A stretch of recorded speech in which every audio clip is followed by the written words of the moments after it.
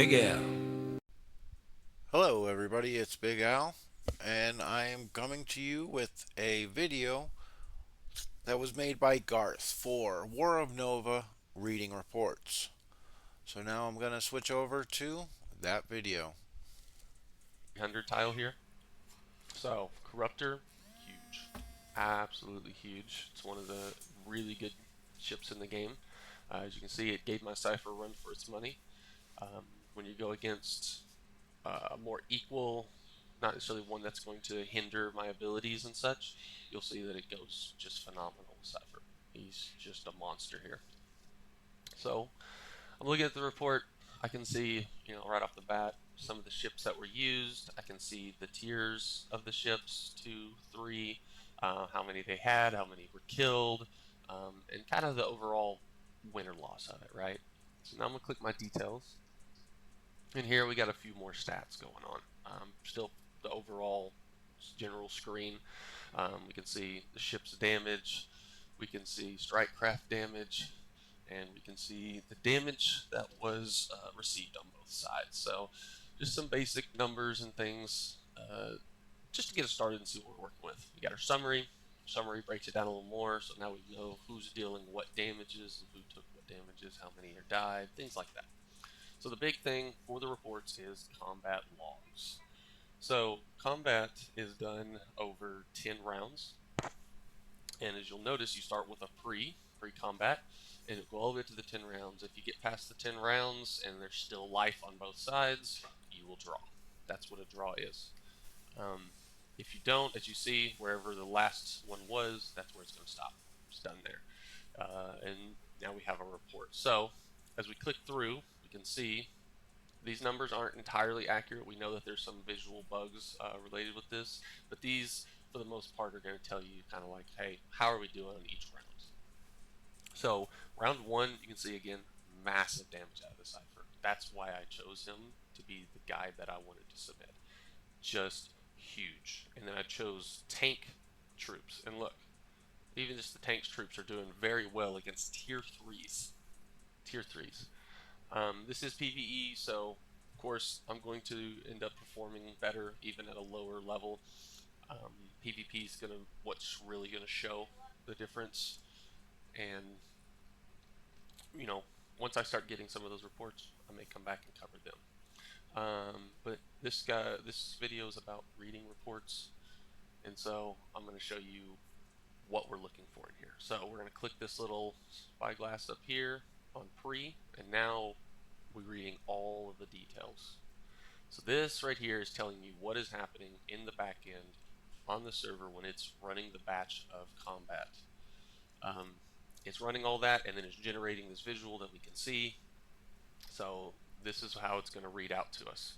We have, my Cypher units, Dark Fang units, so and so.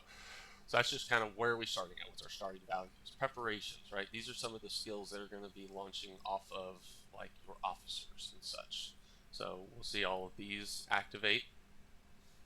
Now pre-combat, this is where you're going to see your abilities activating. Anything that's going to be affecting your troops, or sorry, your start craft, or it's going to be what's affecting yours or your enemies. So we have our damage booster here. That was the one I was talking about. Standard damage dealt. Standard damage is like a basic attack from Rise to War. It's just their attack that they get every single round. Nice little boost, but it's getting us to one of his biggest damaging ability. Unstable energy, absolutely love this. I was talking about it in the guide. This is his bread and butter. I've seen several people post and not using this skill, and I cannot understand why. I highlighted them in the guide. You're glad to go over there and take a look, and maybe we'll see some in here where I can show you some of that difference. What difference is that 70% making?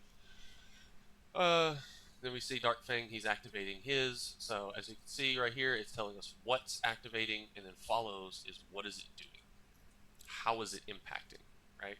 So if I click on it, tap on it, boom, exploit weakness, tells me what it is, so that way I don't have to memorize these. It's awesome. Nice little user interface. Here's this, competent crew, right? Tells me this. I look down, I can see the exact same things activated. So this is where we catch those bugs sometimes where it may say 10% power, but then we see plus 9% power. And it goes, that's not adding up. Why are those not the same? Bring that to the developers. They put it on their list. They start working it. So we read through this log in the beginning. We see a lot of things going on here. Me particularly, when I'm testing something, I'm looking for very specific stuff, right? I try to go against the same opponents, even if it's one of the challenges, um, so that way it's consistent. I'm looking for consistency, right? I don't, it's just like a science experiment. So I'm looking for my variable that I'm changing and seeing how does that impact the fight. So we're going to go ahead and scroll down now that we understand kind of like what's going on there, but we're not looking for anything specific at this time. So we see here that the vampiric attack is activated by Dark Fang. So again, activated. Now we see that it's granted. We know that it's granted. It doesn't talk about any other options, right? So it's granted, and here it is actually triggering. So if you notice, we got verbiage: activated, granted, and triggered. This is important to understand what exactly is going on. So this right here is triggering that skill in order to cause the healing to happen. All right, you're not going to see this with every skill, but understand that sometimes you're going to get this 3-layered activation. Going to move. We got flamethrower. Now the werewolf's granted thermal attacks, opening taunt. These are some of the abilities of it. Now, here's where it gets interesting. So this right here is more of how we're used to seeing it in Rise to War. Down here, it gets different because it's almost backwards. So here we have the attack. Boom, this is the damage done to this individual. This is how many were killed. This is how many that are remaining. Here is where we see some of the abilities activating. So this is unstable energy. It doesn't tell me that, but I remember from using unstable energy that that gives me the plus 70% bonus. It says granted. So that means that that 50% chance activated. And that added that damage into this. Now, in Rise to War, we would see it more along these lines, where we would see that the granted bonus damage would come before the damage number. So it was almost in order. You would see it activating over time, and you could do the calculation in your head before you even reach the number. So here, it's a little bit different, as you can see. So we have another attack, but we see right here, launches Shatter Shot. So this is how I know this is a skill. It tells me the skill. And so I can see the skill activating. I can see the damage. Now, what happened after that, right? This is where, don't get confused, unstable energy bonus from Cypher has disappeared for Cypher. That happened before the damage, okay? Because this right here is saying this one is what's wore off because it's only every other attack. Every attack has a 50% chance to activate. So this is it wearing off. Then it was granted again.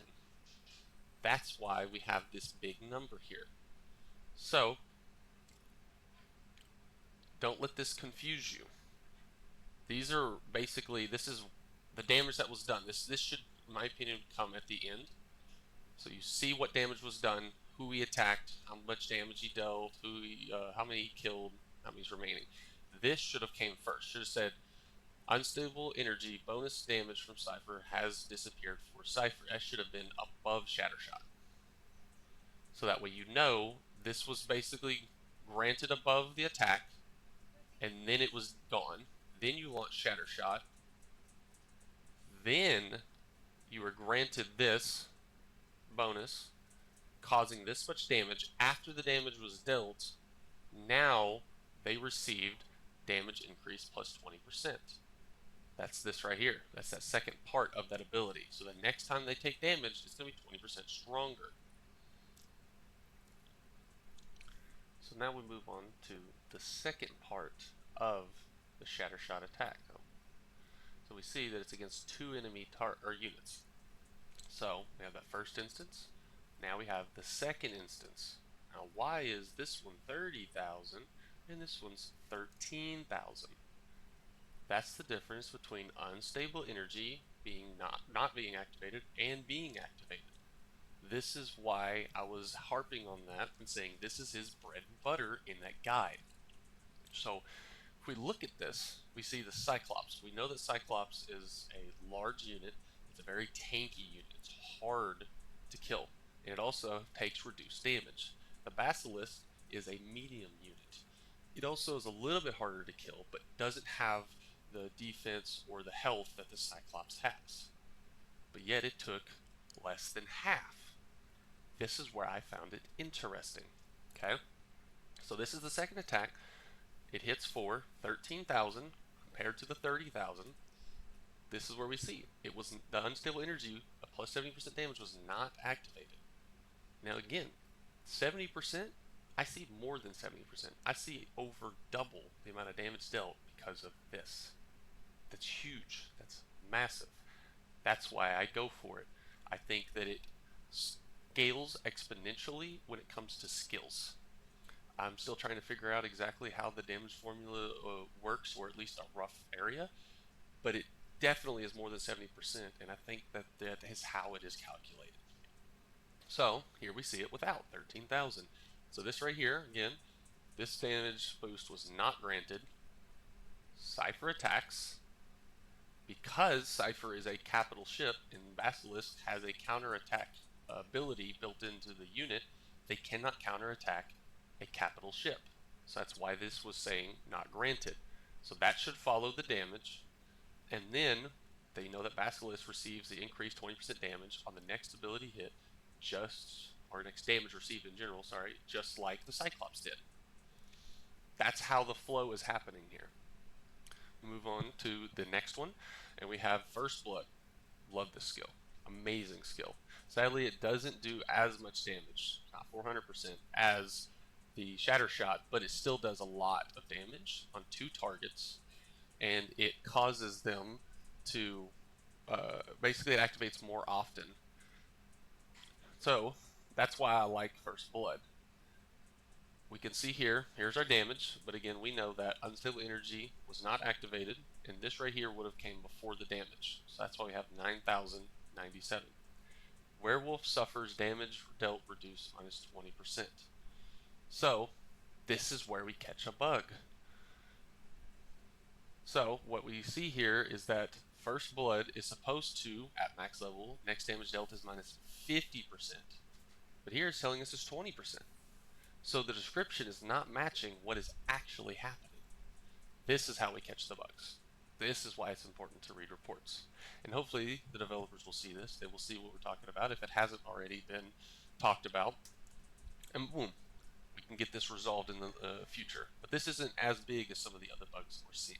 So I'm not terrified, really worried about it. This is just a nice little extra anyways. I'm there for the damage on First Blood. And so here we see the second attack for the First Blood, because First Blood hits 2 enemy units.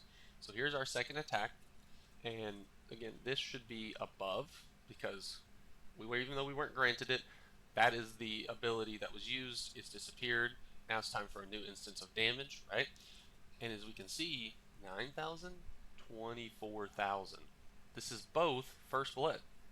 Now, the Cypher is no longer under the effects of Shatter Shot. That should be below the damage. And here's why. This is what's happening right here. So, First Blood is being activated on Basilisk. It is granted plus 70% bonus damage and plus 20% bonus damage or increased damage from the Shatter Shot. With that, that scales to 24,000. Now again, that's more than 70%. That's more than the 20% added. I'm not sure how that damage calculation is going, but I'm trying to get a rough estimate because that is really big numbers here. Now, because they took the damage, that Shatter Shot plus 20% bonus damage is now removed. Basilisk no longer has that applied to them because it was only the one next instance of damage. So that's what this right here is telling me, is that now the damage is dealt, that is gone, they're no longer under the effects of 20% increased damage. We go down, Basilisk is trying to counterattack because of their ability, can't do that to a capital ship. Boom, it received bonus or reduced damage that came from First Blood. And so, supposed to be 50%, we get 20%, that's fine. This is another interesting one. So I haven't seen where he's actually gained another attack on a unit where he can counterattack from something activating similar to this. So I'm not sure if that is just more of a visual bug or if it's actually something that's activating. I'm going to do more research and I'll get back and try to. I might make another video and cover it if I see it, or I might just throw it into the Discord. We'll see. But to keep this video from getting too long, because I can get pretty nerdy on these things and really dive in deep, I'm going to go ahead and end it here. Hopefully, that helps you guys understand how the flow works and what is actually activating because things aren't necessarily in order. If we come back up here to the top and we look at the heal and we see, hey, he activated the ability, Werewolf was granted the recovery because there is no chance. Here it is triggering to activate the heal. This is the flow in the order that I like to see because it makes sense. It seems to flow much smoother. When you get down here and you start seeing things where it feels like you're kind of jumping around, particularly, this one right here, right? We got this that should be above it. This should be coming after it. It can get kind of confusing, and you don't understand what's activating in what order. But what's activating in what order is what matters, and that's where having Shatter Shot before the plus 20% bonus increase with First Blood activating after, understanding how to make that happen is what can lead to a 24,000 rather than a 9,000 or maybe even a 15,000, right? Big difference going on here. If you guys have any other questions when it comes to particular ships, I have no problem diving into it. If you guys would like to go into other aspects of the game, I may look at making more videos. I'm not entirely sure, but this is new for me. First video being made, and I'll kind of see how it's being received. And for now, you guys have a great day, and I will see you on the battlefield. And again, that video was taken by Garth, who was a Rise to War player, and I hope this video helps a lot of people on reading reports.